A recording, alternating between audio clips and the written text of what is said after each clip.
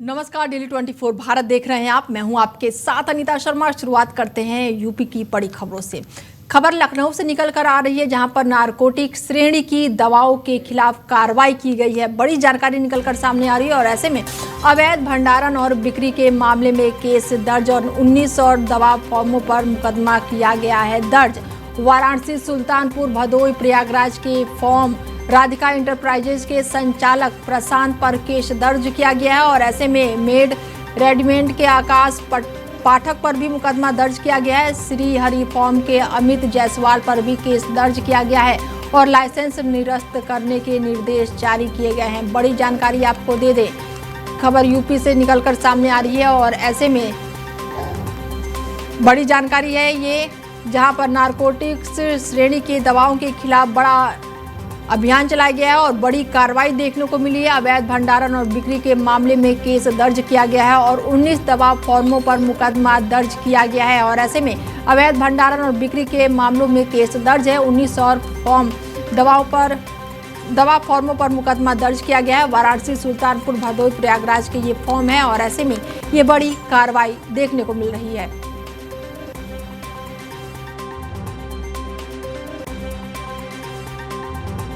MD के आकाश पाठक पर भी बड़ी मुकदमा दर्ज हुआ है और श्री हरि फॉर्म के अमित जायसवाल पर केस दर्ज किया गया है और लाइसेंस निरस्त करने के निर्देश फिलहाल जारी कर दिए गए हैं और ये बड़ी कार्रवाई देखने को मिल रही है।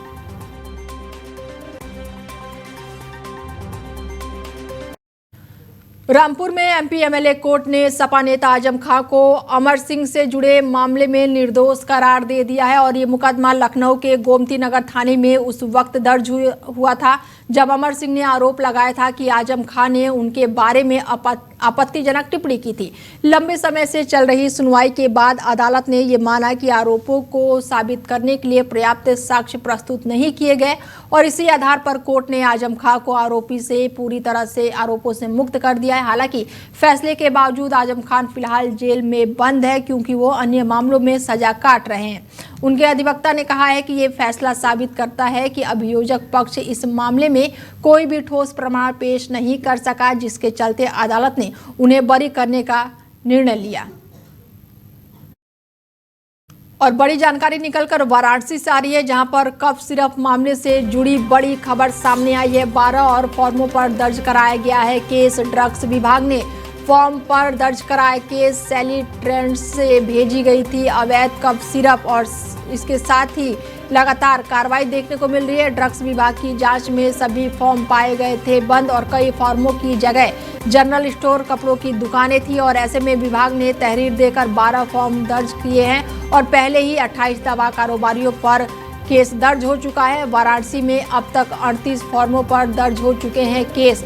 सरगना शुभम जायसवाल और उनके पिता भोला प्रसाद फरार बताए जा रहे हैं और ऐसे में वाराणसी के कोतवाली थाना क्षेत्र में ये पूरा मामला दर्ज है।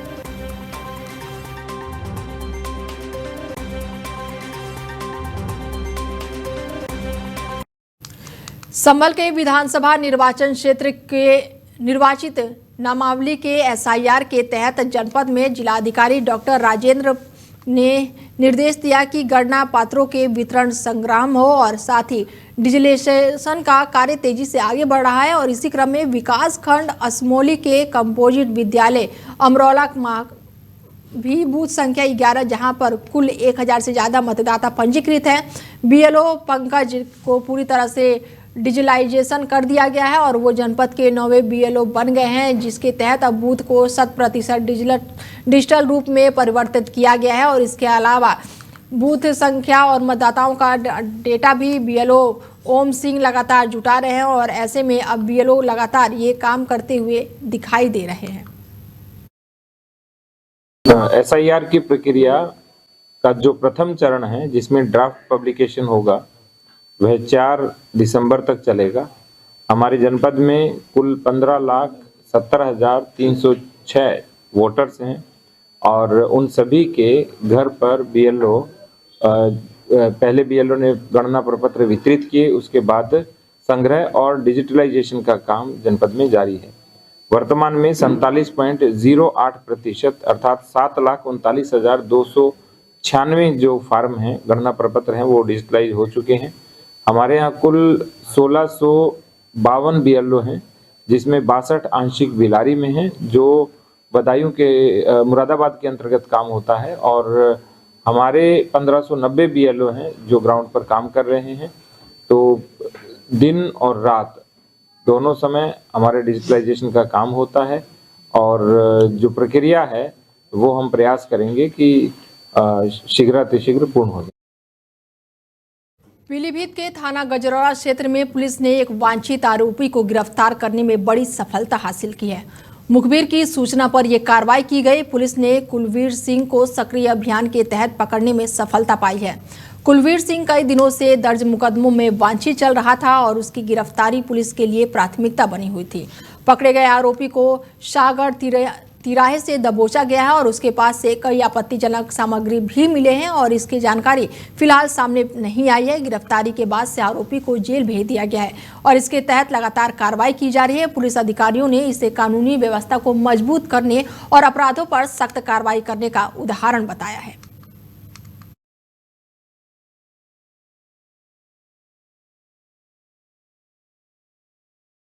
कुशीनगर में जिला अस्पताल से एक नवजात बच्चे के चोरी होने की खबर ने हड़कंप मचा दिया। बच्चा कल शाम नॉर्मल डिलीवरी से पैदा हुआ था और जन्म के एक दिन बाद उसका इलाज चल रहा था। दोपहर के समय बच्चे के गायब होने पर उसके पिता ने अस्पताल और स्टाफ पर गंभीर आरोप लगाते हुए बच्चे की चोरी का मामला उठाया। दंपति को 8 साल बाद संतान मिली थी और बच्चे के गायब होने के बाद वो बेहद ही परेशान और रोते हुए नजर आए। सूचना मिलने पर पुलिस मौके पर पहुंची और जांच पड़ताल में जुट गई। मामला रविंद्र नगर थाने का बताया जा रहा है और पुलिस पूरे मामले की गंभीरता से जांच पड़ताल कर रही है ताकि बच्चे का पता लगाया जा सके और दोषियों के खिलाफ सख्त कार्रवाई की जा सके। 5:30 बजे हमारा मतलब वो बच्चा का पैदाइशी हुआ है और 5:30 बजे से करीब एक घंटे तक हम लोग ऊपर रखा। 1 घंटे के बाद से एक नर्स खुद अपने साथ हमको लेकर के आई, बोली कि चलिए ICU में भर्ती कर दीजिए। हम लोग दोनों आदमी लेकर के आए और यहाँ पर फाइल तैयार करने के लिए लोग बोला तो मैं जा करके इमरजेंसी से फाइल बनवा के लेके आया। फाइल बनवा के लाया, यहाँ एडमिट हो गया। उसके बाद से जब 12:30 बजे के लगभग में गेट खुला है तो हम लोग आए हैं। हम अकेले आए हैं। आने के बाद से हम सोचे कि बच्चे को कुछ खिलाया पिलाया जाए, मतलब पूछ के इनसे। तो आ रहे देख रहे हैं तो बच्चा नहीं था जगह पे। जब बच्चा नहीं था तो मैं ढूंढने लगा।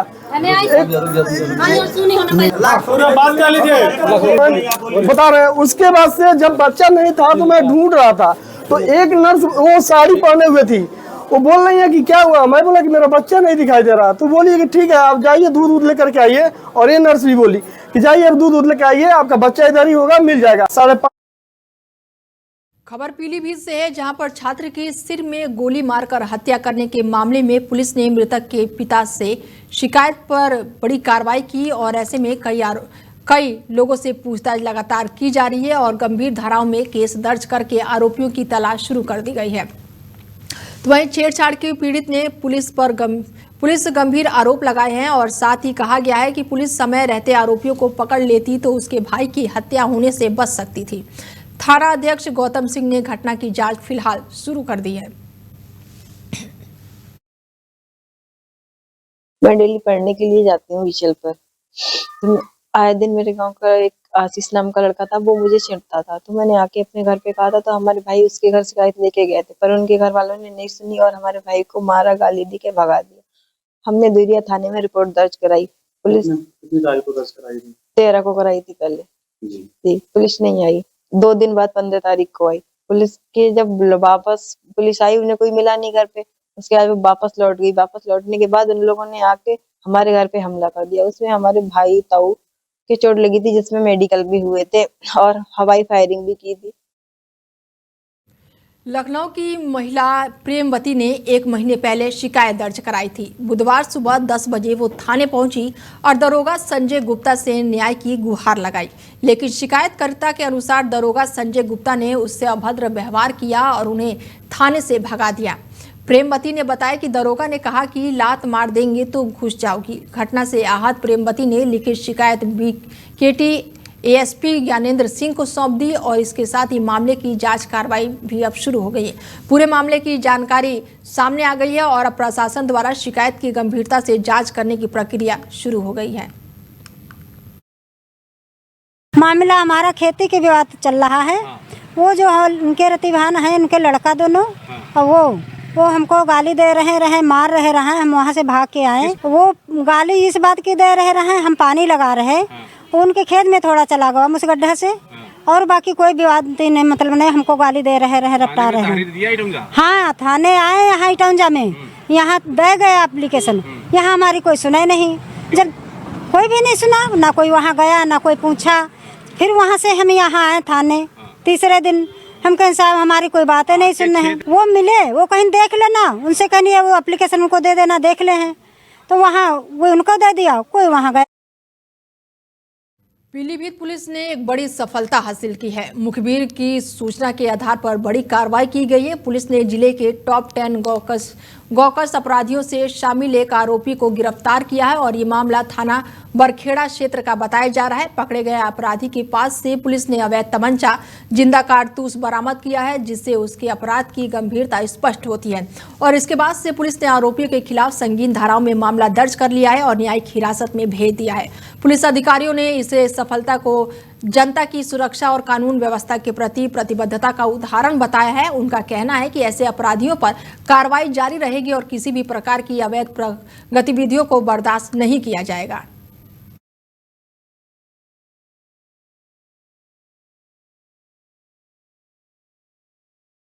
यूपी के महोबा में किसानों ने मुख्यमंत्री योगी आदित्यनाथ को अपने खून से लिखे खत भेजकर बीमा घोटाले के आरोपियों के खिलाफ कड़ी कार्रवाई की मांग की है। किसानों का आरोप है कि जालसाजों ने उनकी जमीनों के फर्जी दस्तावेज तैयार कर प्रधानमंत्री फसल बीमा योजना का गलत लाभ उठाया। घोटाले में शामिल दर्जन भर से अधिक जालसाजों को गिरफ्तार करके जेल भेजा जा चुका है, लेकिन मुख्य आरोपियों की गिरफ्तारी न होने से किसानों का गुस्सा बढ़ गया है। किसानों ने अपने रोष को प्रदर्शित करते हुए धरना प्रदर्शन के 100 दिन पूरे होने पर अर्धनंग होकर विरोध जताया।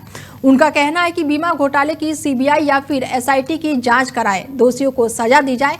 3 महीने से सदर तहसील परिषद में चल रहे इस आंदोलन में किसानों ने लगातार अपनी मांगों को प्रशासन और सरकार के सामने रखा है।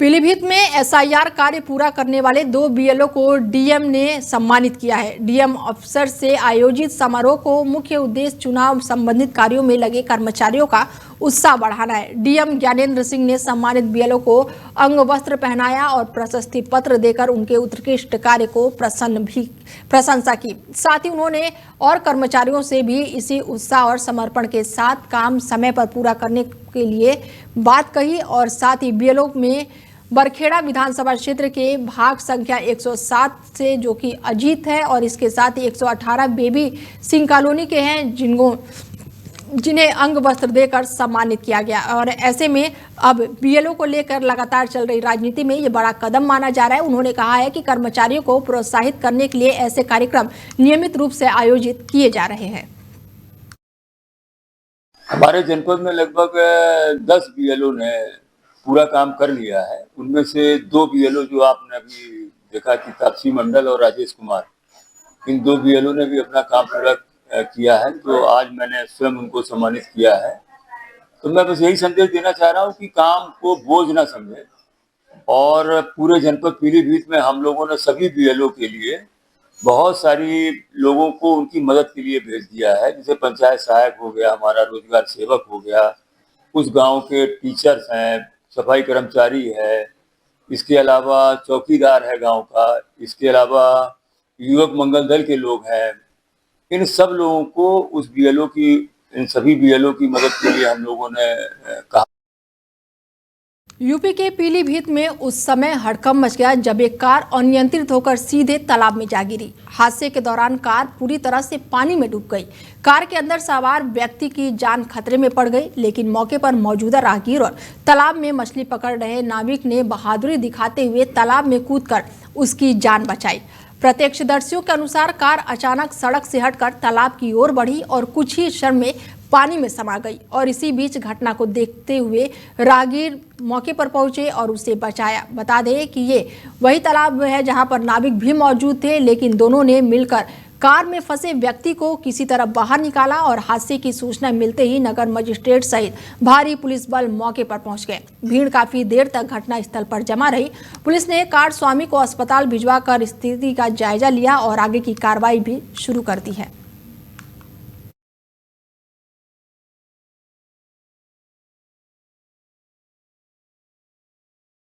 पीलीभीत वाहनों की चेकिंग के दौरान सीओ ने बड़ा आदेश दिया है और इसके साथ ही खबर अब ये निकल कर आ रही है कि कार्यकर्ताओं पर थप्पड़ मारने को लेकर अभिप्रिय कार्यकर्ताओं ने सड़क पर जाम लगा दिया और धरना प्रदर्शन किया।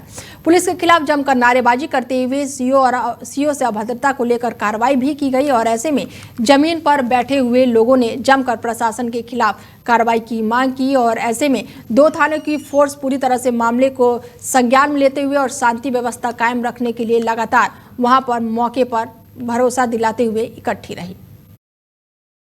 घर से कार्यालय जा रहा था और सीओ साहब विधि भूषण मौर्य जी चेकिंग कर रहे थे, तो उन्होंने क्या किया, मतलब गाड़ी रोकी और चालान कर रहे थे, तो मैंने सर चालान कर दिया, मैं कार्यालय जा रहा हूँ, अर्जेंट काम से बोला है। तो उन्होंने क्या बोलते हैं, इतनी देर में मारने लगे और अभद्रता बातें करने लगे। और फिर हमने क्या बोलते हैं वहाँ फिर हमने जाम आंदोलन किए कि आप ऐसे किसी को नहीं मार सकते, आप अपना गलत फायदा नहीं उठा सकते आप प्रशासन का। अब मेरे उनके पास सख्त सख्त कार्रवाई हो। महोबा में आईएएस संतोष वर्मा की कुछ टिप्पणियों को लेकर स्वर्ण समाज में रोष फैल गया है। सैकड़ों लोगों ने सदर तहसील पहुंचकर एकत्रित होकर प्रदर्शन किया और साथ ही एसडीएम को राष्ट्रपति के नाम संबोधित ज्ञापन भी सौंपा है। उन्होंने लिखा है कि इसके खिलाफ कड़ी कार्रवाई होनी चाहिए और इसके साथ ही इस मुद्दे को लेकर न्याय संगत तरीके से सुलझाने की अपील भी की गई है। प्रदर्शन में शामिल लोगों ने स्पष्ट किया है कि समाज उनके बयान से आहत है और जिम्मेदार अधिकारियों के खिलाफ उचित कार्रवाई और कदम उठाए जाने चाहिए।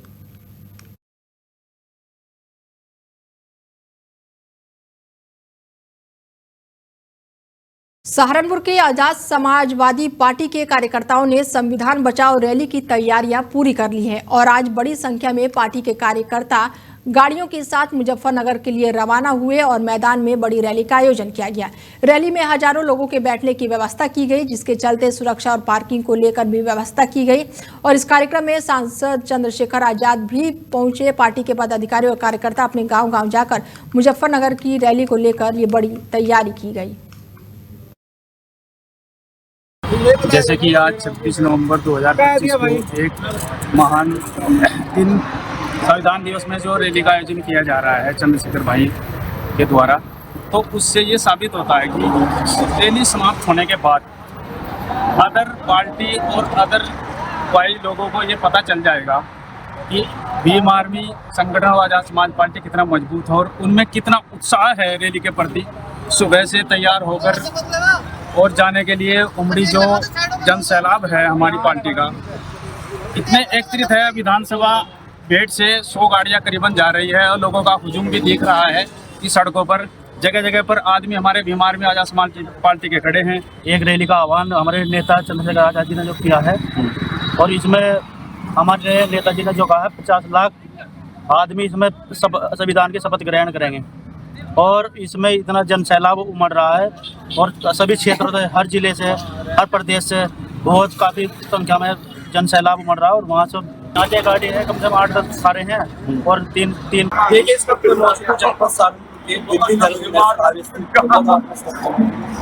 आज आजाद समाज पार्टी के कार्यकर्ता यहाँ पर इकट्ठे हुए, काफी दिनों से वो अपनी तैयारी में लगे। एक मुजफ्फरनगर में बड़ी जो है रैली का आयोजन होना है, वहाँ पर चंद्रशेखर के नेतृत्व में ये पूरे गाड़क क्षेत्र के लोग यहाँ पर इकट्ठे हुए और मुजफ्फरनगर के जाने की तैयारी में लगे। फिलहाल आप देख सकते हैं मेरे पीछे एक बैनर लगा हुआ है, आजाद समाज पार्टी काशीराम बेट विधान सभा वार्ड नंबर 1 बिहारीगढ़ महारैली 26 नवंबर 2025 चलो मुजफ्फरनगर जो है बड़ी रैली का आयोजन यहाँ पर जो है मुजफ्फरनगर में होने जा रहा है।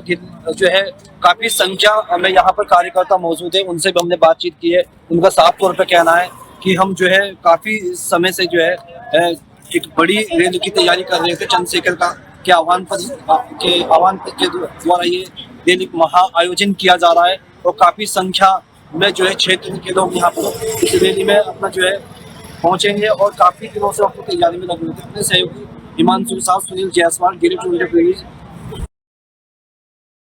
संभल में एक पुराने बंद कुएं की खुदाई के दौरान सालों से उगा बड़ा पेड़ रास्ते में बांधा बन रहा था, जिसे हटाने के लिए अधिकारियों ने काटने का आदेश दिया। स्थानीय लोगों का कहना है कि ये कुआं कई दशकों से बंद था और उस पर मलबा और झाड़ियां जम चुकी थी, और जिसको इसकी जानकारी आम लोगों तक कम ही पहुंची थी, और इस कुएं को लेकर एक पुराना विवाद भी जुड़ा हुआ था। इसके साथ ही बता दें कि 1958 के दंगों के दौरान एक व्यापारी की हत्या कर उसके शव को इसी कुएं में फेंका गया था। हालांकि उस समय इसकी आधिकारिक पुष्टि नहीं की गई थी, और जब कुएं की खुदाई दोबारा शुरू हुई तब जाके लोग उसे पुरानी घटना को फिर से याद कर रहे हैं। प्रशासन ने कहा है कि खुदाई पूरी होने के बाद कुएं की वास्तविक स्थिति और अंदर मौजूदा सामग्री स्पष्ट रूप से सामने आएगी। सुरक्षा को ध्यान में रखते हुए आसपास के इलाकों को घेराबंदी कर दी गई है। नगर पालिका की टीम कुएं की सफाई और उसकी गहराई तक पहुंचने के काम में तेजी से जुट गई है।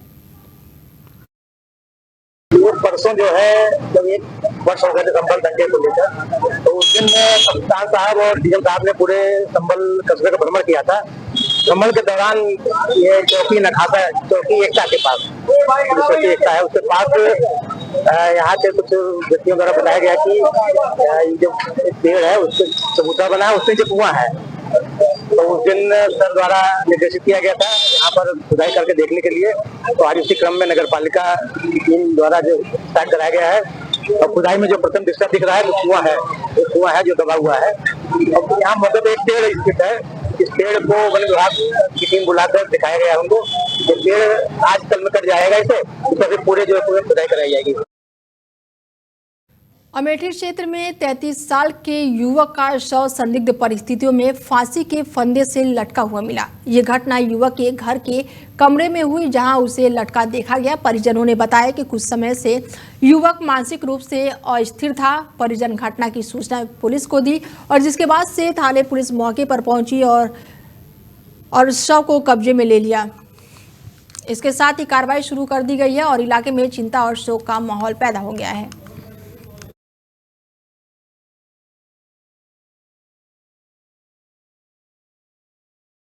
फिलहाल बुलेटिन में मेरे साथ इतना ही। बने रहिए आप हमारे साथ और देखते रहिए डेली 24 भारत। नमस्कार।